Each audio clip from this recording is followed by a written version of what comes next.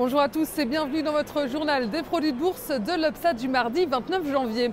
La bourse de Paris termine en très légère hausse de 0,07% à 3780 points. L'indécision a dominé les marchés européens. Les indicateurs en provenance des États-Unis ont soufflé le chaud et le froid, avec d'abord une bonne nouvelle du côté des commandes de biens durables et une moins bonne avec le recul surprise des promesses de vente de logements. Et puis du côté des valeurs, on voit que les valeurs bancaires étaient plutôt bien orientées. Crédit Agricole prend 2,43%, BNP Paribas est à plus de 14% et Société Générale gagne 0,99%.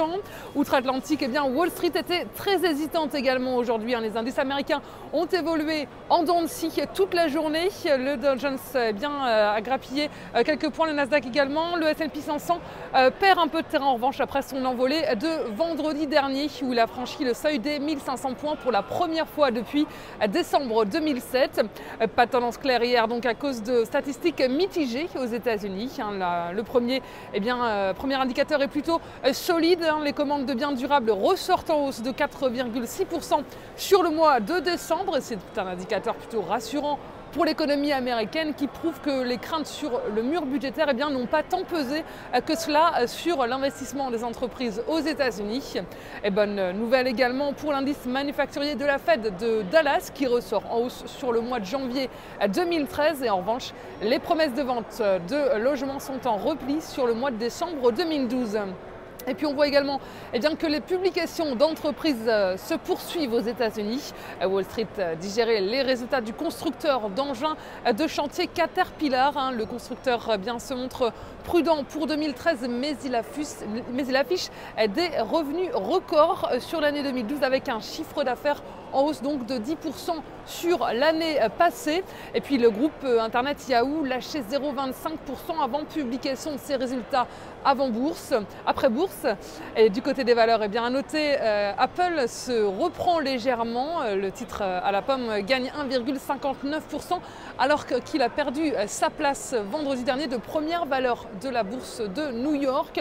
Et le constructeur d'aéronautique Boeing est toujours dans le rouge. Les autorités américaines n'ont toujours pas trouvé la cause de l'incendie de l'un de ces appareils début janvier dernier.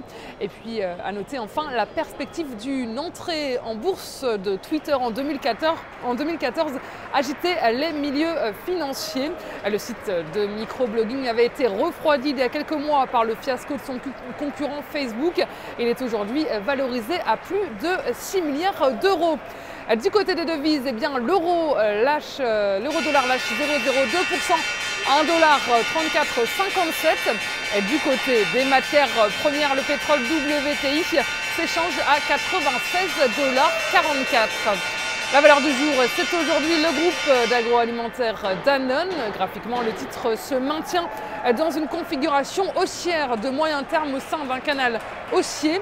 Une base de support s'est formée à 45,50 € et permet d'anticiper une reprise de la tendance ascendante vers 54 €, voire 58,50 €.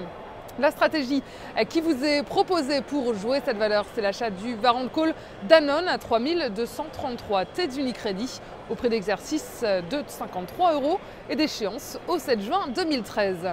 Voilà, c'est tout pour aujourd'hui. Passez une excellente journée, on se retrouve demain.